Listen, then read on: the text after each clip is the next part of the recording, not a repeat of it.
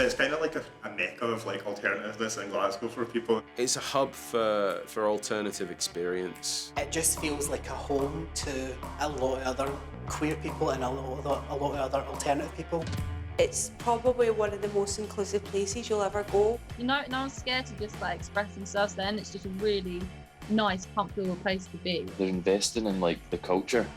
They're trying to like give you a shot at pretending you're part of the music scene. Without playing the role, how can you really figure out if that's you or not? They give you like a safe space to pretend to be a rock star. For me, the Cathouse is like a heavy metal Cheers. It truly is a place where everybody knows your name.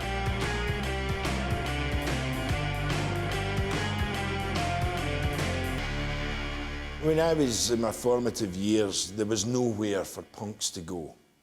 And so we'd go every Saturday night, we'd arrive at the Shuffles, and we'd be allowed to listen to and dance to 3 punk records in amongst oops upside your head and all these Neds walking about with razor blades in between their fingers. I was out with my band playing a gig in Pizzazz, which was a club in Bathgate. And before I know it, I met the owner who says, I tell you what, you can have a Friday night here, Rock Club.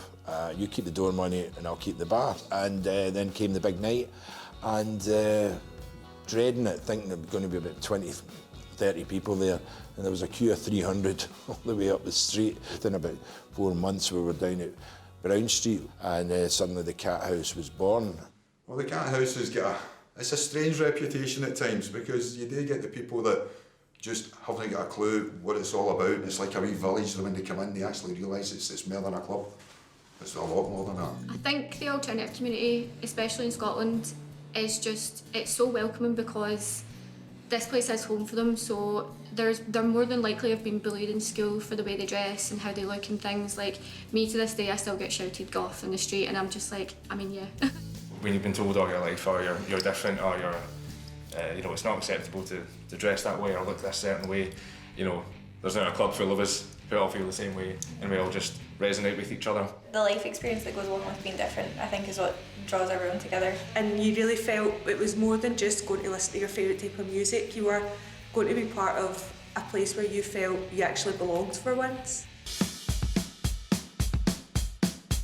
The Catty's Under kind of stood out for me just because it was kind of a safe space for anyone who was a wee bit, didn't fit the norm, was maybe not from the centre of Glasgow. It used to be on a Saturday afternoon, and they would get like 5 rules of rock music and just hang around with their friends and just kind of grow up in the scene. It was a place for us all to collectively come, hang out, like, and we all had stuff in common. It was amazing. You were finally around people that knew what you liked and didn't care and didn't judge the way you were, and supported you and loved it, and it was just such a great atmosphere. I think it just comes down to the fact that we all love the same thing, and we all have such a deep passion for the music. It's been a breeding ground, a champion of new music for many, many acts. From your Anthrax, your Blackstone Cherries, Queens of the Stone Age, Eagles of Death Metal.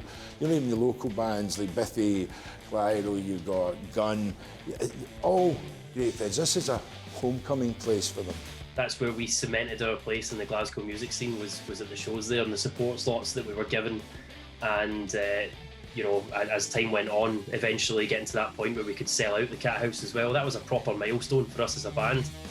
The energy in that room is just nuts. Like, and the fans, they're not just gonna stand there and be like, they're going for it, and like that's everything you want when you're playing, because you know you feed off of their energy. It's where I first ever tried to crowd surf, so it's like the first place I ever crowd surfed, and then then crowd surfing kind of in a weird way has become like my job.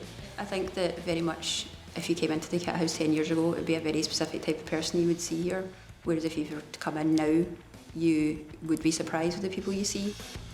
We evolved musically, we evolved with the fashions and the movements of the times. We've not cut off past periods. You know, now we have shared toilets. You know, I think it would be unimaginable. You wouldn't have got your licence back in the day when we started that. Now it's acceptable, and rightly so.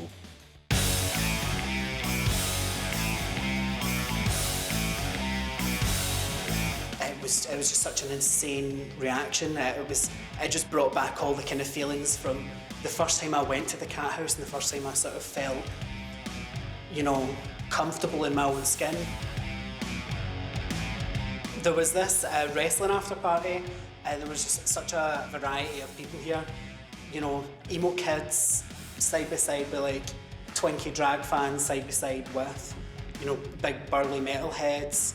And that, to me, like, I love that so much because I kind of love this idea of people from different backgrounds kind of enjoying the same thing.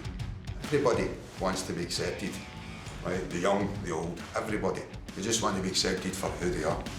And when they walk in this door, they leave their troubles at the door. And that's always been a core value of the Cathouse and any good alternative indie club. So you can have in here, you can have rappers, goths, moshers, new metal fans, and it polices itself because people inherently are good, people inherently are warm, people inherently are friendly. For me, the Cathouse is a community. It's that feeling of belonging and knowing that you're somewhere safe. How can a place so brutal feel so welcoming? I'm amazed that it's still there after 30 years. Like, quite honestly, that's an achievement. It's the devil holding it together, man. Music is timeless. Rock music, in particular, in all its forms, will still be getting played 100 years from now, 1,000 years from now. It's what makes the heart beat. It's what makes us rock.